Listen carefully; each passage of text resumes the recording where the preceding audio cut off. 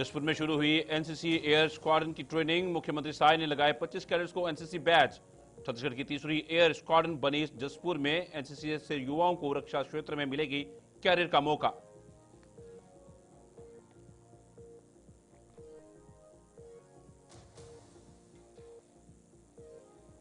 मुख्यमंत्री साय ने किया रक्त मित्र डायरेक्टरी का विमोचन। सीएम ने रक्तदान को बताया मानवता की सबसे बड़ी सेवा। स्वैच्छिक रक्तदाताओं को प्रमाण पत्र देकर किया सम्मानित।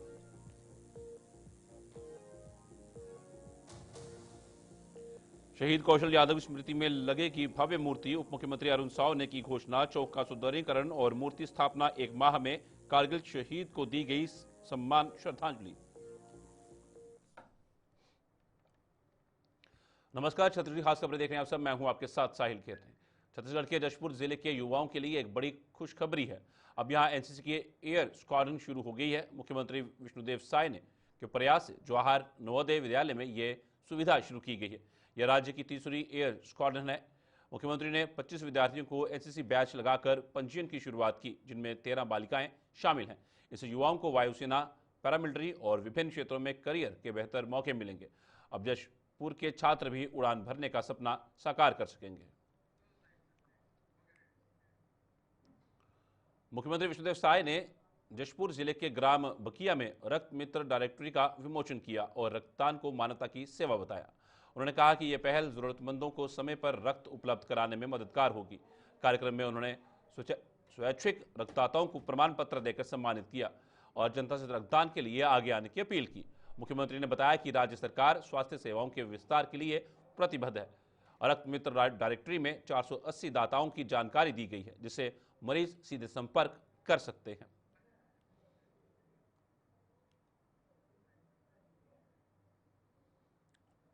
कारगिल युद्ध में शहीद हुए छत्तीसगढ़ के वीर सपूत कौशल यादव की स्मृति में रायपुर के शहीद कौशल यादव चौक पर 1 माह के भीतर भव्य मूर्ति स्थापित की जाएगी। यह घोषणा उप मुख्यमंत्री अरुण साव ने उनके 26वें शहादत दिवस पर की। उन्होंने नगर निगम को चौक के सौंदर्यीकरण और मूर्ति स्थापना का कार्य शीघ्र पूरा करने के निर्देश दिए। कार्यक्रम में शहीद कौशल यादव को श्रद्धांजलि दी गई और उनकी वीरता को याद किया गया। उप मुख्यमंत्री ने कहा कि शहीद कौशल यादव युवाओं के लिए प्रेरणा स्रोत हैं और उनकी शहादत को सम्मान याद रखा जाएगा।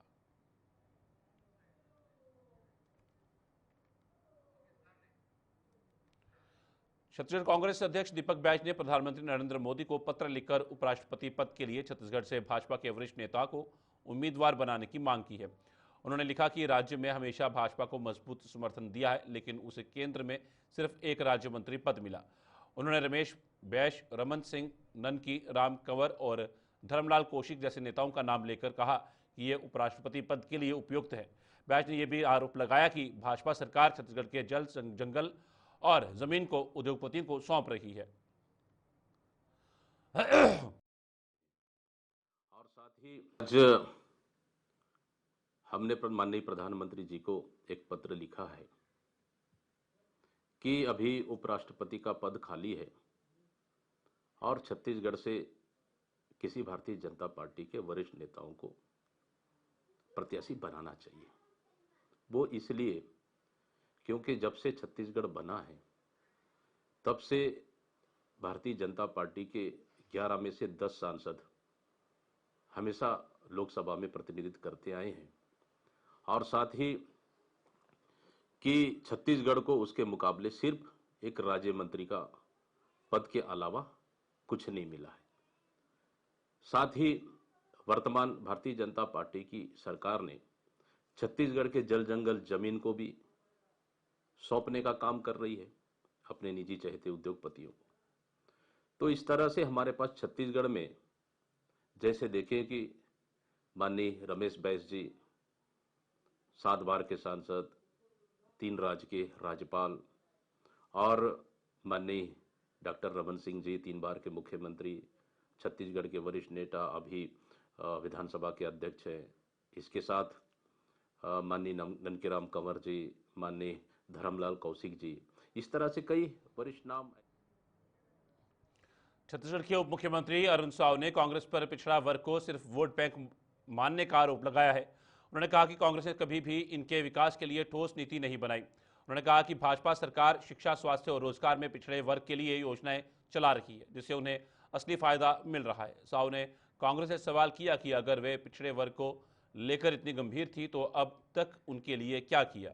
उन्होंने कहा कि राजनीति को सिर्फ चुनाव तक सीमित न रखकर जमीनी बदलाव लाना जरूरी है।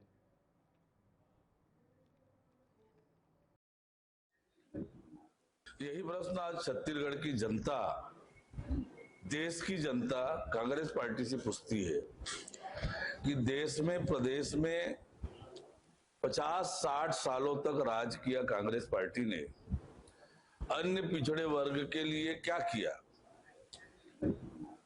कांग्रेस पार्टी जब भी सत्ता में रहती है अन्य पिछड़ा वर्ग की उपेक्षा करती है, शोषण करती है, उन्हें वोट बैंक की तरह से समझती है। नरेंद्र मोदी जी ने पिछड़े वर्ग के कल्याण के लिए अनेक बड़े बड़े महत्वपूर्ण काम किए हैं, चाहे पिछड़ा वर्ग आयोग को संवैधानिक दर्जा देने का काम हो, केंद्रीय संस्थाओं में अन्य पिछड़ा वर्ग के लोगों को आरक्षण देने का मामला हो, सेंट्रल स्कूल, नवोदय स्कूल, सैनिक स्कूल, इन सब में नरेंद्र मोदी जी ने आरक्षण की व्यवस्था की। कांग्रेस ने कभी नहीं किया। कांग्रेस पार्टी जब सत्ता में रहती है तब इस वर्ग की उपेक्षा करती है। आज जब विपक्ष में है तो इस वर्ग के लोगों को बरगलाने के लिए, इस वर्ग के बीच भ्रम पैदा करने के लिए वो इस दिल्ली के ताल कटोरा स्टेडियम में आज कांग्रेस की ओबीसी नेताओं की अहम बैठक आयोजित हुई। बैठक में जाति जनगणना जैसे मुद्दों पर चर्चा की गई। राहुल गांधी ने बार बार जाति जनगणना की मांग उठाई है, जिससे वंचित वर्गों को उनका अधिकार मिल सके। कांग्रेस का कहना है कि मोदी सरकार दबाव में आकर ही इस मुद्दे पर बोलने को मजबूर हुई है, लेकिन अब तक कोई ठोस योजना सामने नहीं आई है। वहीं उपराष्ट्रपति पद खाली होने पर छत्तीसगढ़ से किसी वरिष्ठ नेता को उम्मीदवार बनाए जाने की मांग भी जोर पकड़ रही है।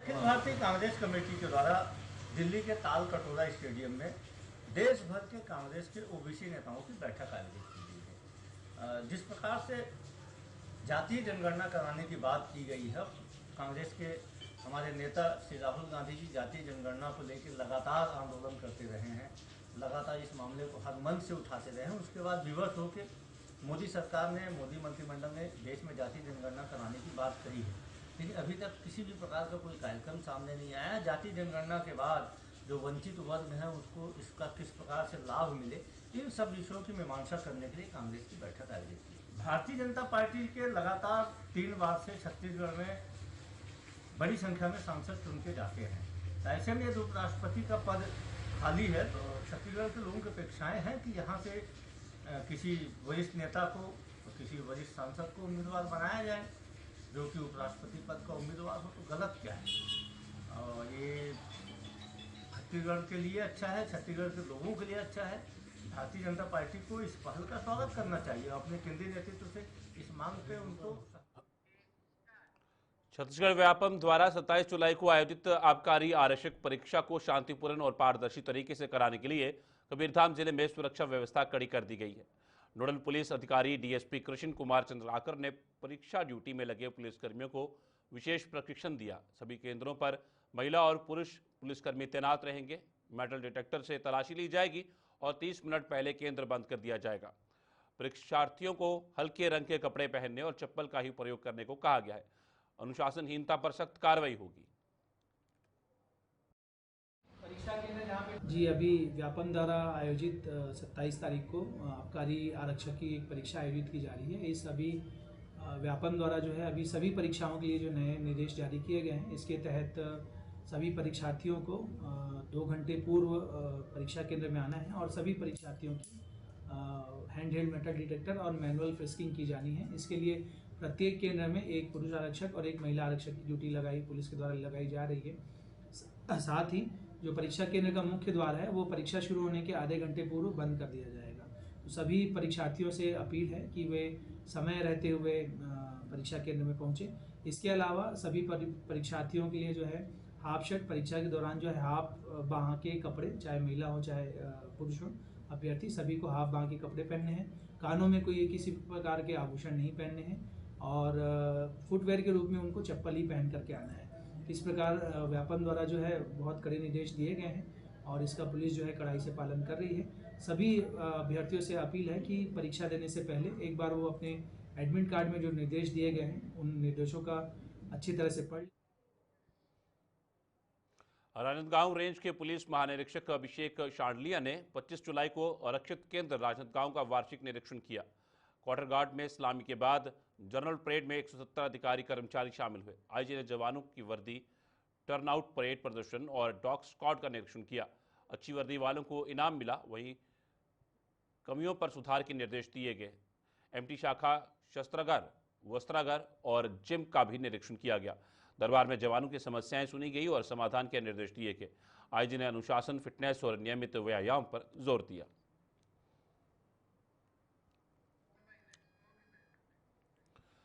छत्तीसगढ़ में एक बार फिर मौसम ने करवट ली है और कई जिलों में भारी बारिश का रेड अलर्ट जारी किया गया है। मौसम विभाग के मुताबिक बलरामपुर, जशपुर, कांकेर, कोंडागांव, नारायणपुर और बीजापुर में अगले 24 घंटे में भारी से अति भारी बारिश हो सकती है। वहीं 26 जुलाई को राजनांदगांव और मोहल्ला मानपुर में भी रेड अलर्ट रहेगा। अन्य जिलों में ऑरेंज और येलो अलर्ट जारी किया गया है। प्रशासन और आम जनता से सतर्क रहने की अपील की गई है। आपात सेवाओं को अलर्ट कर दिया गया है।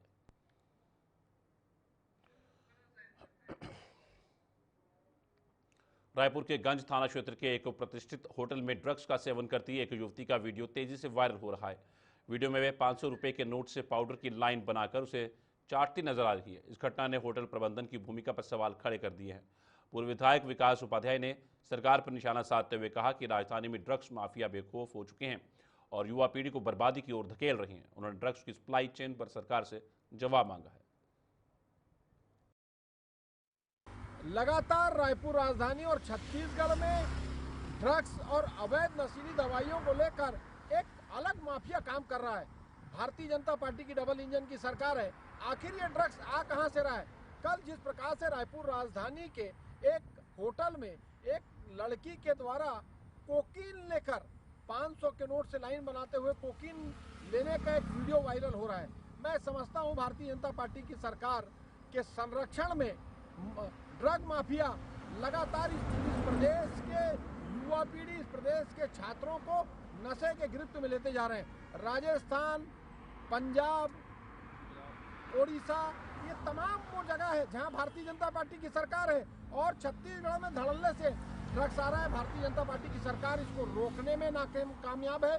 यहाँ की पुलिस प्रशासन, यहाँ का शासन, मैं समझता हूँ अपने आप में पूरे लोग इसमें इन्वॉल्व हैं। छत्तीसगढ़ी खासखबर में फिलहाल इतना ही। दीजिए इजाजत। नमस्कार।